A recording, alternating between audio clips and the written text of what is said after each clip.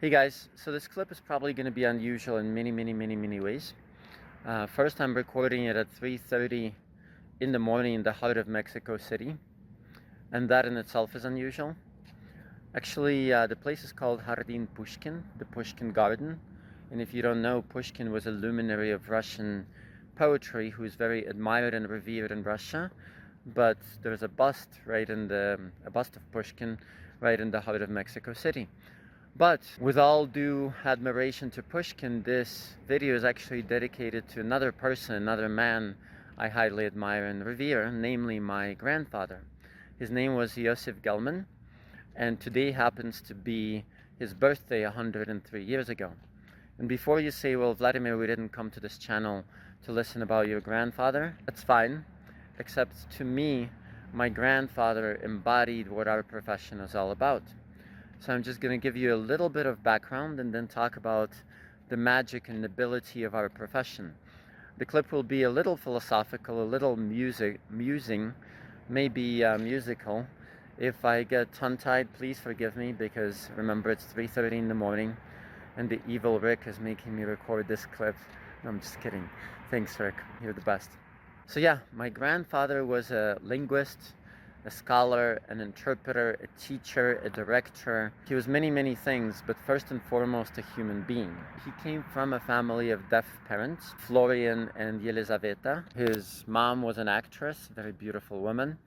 And since an early age, he was basically in this environment and this ambience having to do with the deaf. And so naturally he picked up sign language, and he was all about furthering and fostering understanding and communication. Then World War II broke out. He was a teenager, and he was actually distressed and crestfallen that he wasn't able to enlist because of I believe it was something to do with his vision. But, you know, perhaps that was a blessing in disguise. He took care of a group of several hundred deaf people during the war as a teenager, a 16-year-old teenager. Then he returned to St. Petersburg only to find his parents dead because of the blockade and the war.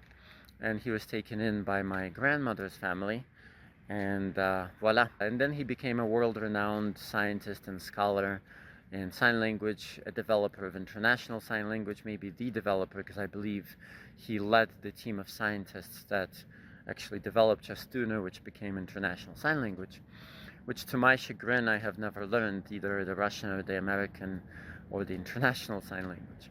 But anyway, it was my grandfather's dream to actually have also hearing people who are not impaired learn sign language, because it's a very graphic, illustrative, obviously, language, and you can easily communicate with very limited vocabulary. But anyway, the story that illustrates my grandfather's character the most, and I think that to me embodies and personifies a true linguist, is an interesting story that I like to tell, and it's an anecdote from Soviet times.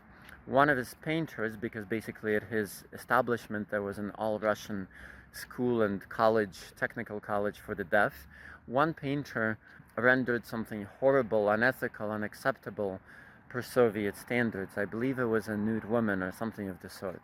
I mean, how could he? And here was this committee of communist commissars that were about to lynch him, or at least expel him.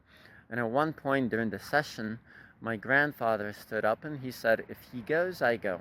And these commissars did a double take, and they said, well, no, he's a world-renowned scientist, this would be a scandal, and so they just basically dropped the matter. As you can probably imagine, even if you didn't live during Soviet times, thank God, I did a little bit, it wasn't so horrible, but I didn't live during the most hardcore Soviet times. But anyway, this was very risky, not common sense, very perilous, and so on. And this one particular trait I definitely share with my grandfather. I'm a rebel who goes against the current, who admires all things Robin Hoodian and so on. But yeah, so that's a little bit about my grandfather, and this clip in my book are dedicated to him.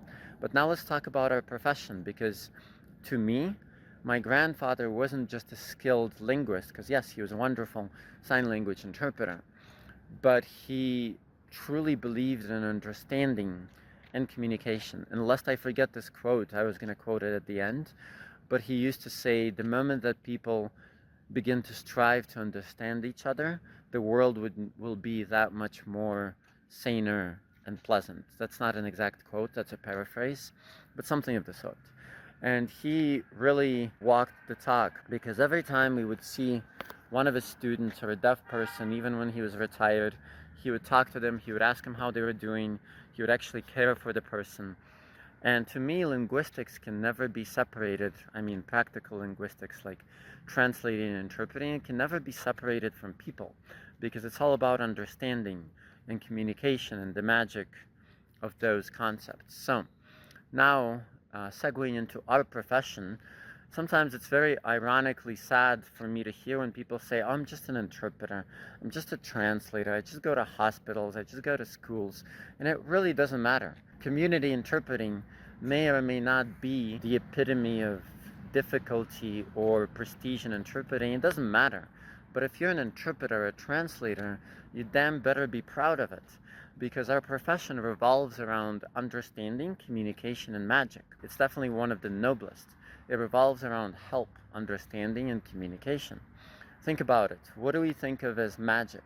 Magic is when somebody takes one object, one thing, one person, and they transpose it or teleport it or transform it and say, voila, and we admire the sleight of hand. But what about the sleight of mind that we perform continually on a daily basis when we take words of one tongue and with our tongue or with our quill, we transform them into words of another language, right? Keeping the meanings, and that's true magic. I mean, yes, it's a skill. It seems almost too obviously or stupefyingly, to use a fancy word, simple, but its simplicity is magic. So never forget that the true product, the true result of translation and interpreting are high level and precise and faithful communication and understanding. That is the product. Like, what other profession can boast the result of communication and understanding when properly done? And that is one thing that I wanted to say. And another thing I wanted to say, hopefully I'll remember, but basically to continue the idea, is that we're magicians. But we're only magicians if we do our job well and competently and properly. And I've talked about all of these concepts before, but I'm trying to bring them together as best I can at this wee hour of the morning. So, to be a magician, you have to practice magic, you have to train yourself, you have to read, you have to do interpreting drills, you have to basically treat yourself like an athlete would, or a musician, a high-level musician, not just an amateur. I was going to record another clip about this, like, know that you're incapable of doing a bad job, right? So be a nerd of details. That's definitely another clip, but I'm just saying that to be a magician and to be a true wizard of understanding, you have to practice. I'm reading a book about Morgana right now, from the Matter of England, right? Books about King Arthur, and they definitely study and practice their magical craft. So should we. So that's my tip, or my clever advice number one or number two or whatever, is think of yourself as a true wizard and magician, because you deserve it. But in order to have no doubts or uncertainties or little worms of incertitude, I don't remember if that's a word, in your mind, you have to keep up the skill. And this can be done in different ways. I have a feeling I'm forgetting something, but that was the gist. The gist was that we should see ourselves not just as linguists, not just as translators, but as true messengers and bearers of understanding. Just think about this. Where would the world be without translation and interpreting? Like, what about all those great classics that you have read? And sure, it's best to read classics in the original, but none of us, I think, can read all the classics in the original. You would never have been able to read Pushkin if you don't speak Russian, or Cervantes, or, I was gonna say Kafka, but everybody here reads English, so I don't have to say Shakespeare. But you know what I mean. If not for translators, but it's not just about literature, it's about the technical inventions, it's about exchanging knowledge, it's about everything. I don't have to Now, beat a dead horse is not the right metaphor or the right idiom. I don't have to belabor the point, but yeah, all I'm trying to do in this clip is talk about the nobility and the expansiveness, not expensiveness, but expansiveness of our profession, and its vitality and its importance, and the horrible things that happen when it's done badly, and the wonderful things that happen when it's done goodly, quote unquote. So, to make a long story short, because I think I should be wrapping up, see yourself as just that, a wizard, a magician, a wordsmith, and live up to the reputation. I'm gonna finish with what I started, that I'm dedicating this clip to my grandfather. His name was and is Josef Gelman. He has a Wikipedia page and you can study about him, but it's not necessarily about me. It's just that he embodied true rapport and affection for people and love of people, and I think that's something that eventually we have to carry into the world, because otherwise why even do this profession? It's not about money. Nobody does this profession for money. We would be idiots to be doing this profession for money. Sure, we want to make good pay. Sure, I sometimes demand good pay and high retainers, but that's another matter for another clip. But this profession basically does not pay off purely financially. It's only if you truly love it. Where does this quote come from? Like, you have to love it so much you hate it? I don't hate it. I never hate it. Sometimes there are, times that are less pleasant than others, but whatever.